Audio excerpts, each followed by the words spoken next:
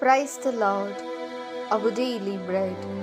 Romans chapter 5, verse 8. God commands His own love towards us in that, while we were yet sinners, Christ died for us. O Almighty God, thank you for giving this wonderful verse. May your presence showers on us. O Lord, to wash away our sins, you took the form of a human being in this world and gave your life for us. All this is because of your mercy on us. Therefore, let us step into this day hoping that we too will love you and not be enslaved to sin, but come out of them, thereby expressing our love and living as witnesses of Christ.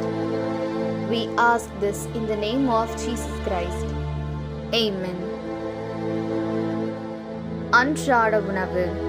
உரோமையர் அதிகாரம் 5 இறை வார்த்தை 8. நாம் பாவிகளாய் இருந்த போதே கிறிஸ்து நமக்காக தம் உயிரை கொடுத்தார். இவ்வாறு கடவுள் நம் மீது கொண்டுள்ள தம் அன்பை எடுத்து காட்டியுள்ளார். அன்பின் தகப்பனே, இன்றைய நாளிலே இந்த இறை மன்னாவை கொடுத்ததற்காக நன்றி ஆண்டவரே. இறைவா, எங்கள் பாவங்களை கழுவ நீர் உலகில் மனிதராய் உருவெடுத்து எங்களுக்காக உயிரையும் கொடுத்திருக்கின்றேன். இவை அனைத்தும் நீர் எங்கள் மீது கொண்டிருக்கும் பேரன்புதான் காரணம்.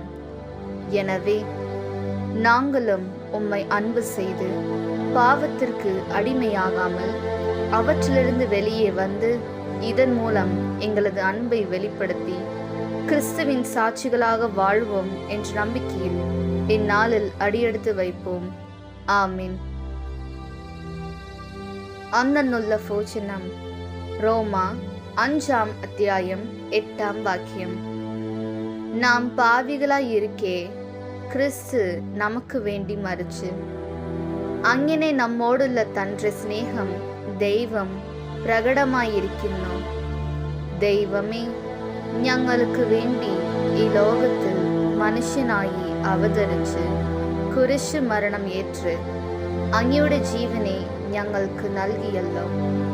അങ്ങേക്ക് ഞങ്ങളുടെ മേൽ ഉള്ള അളവറ്റ സ്നേഹം കൊണ്ടാണ് അങ്ങ് ഞങ്ങൾക്ക് വേണ്ടി മരിച്ച് ഞങ്ങളും അങ്ങേ ഏറ്റവും അധികമായി സ്നേഹിച്ചുകൊണ്ട് ക്രിസ്തുവിൻ്റെ സാക്ഷിയായി ജീവിക്കുവാൻ ഈ ദിവസം ഞങ്ങളെ അനുഗ്രഹിക്കണമേ.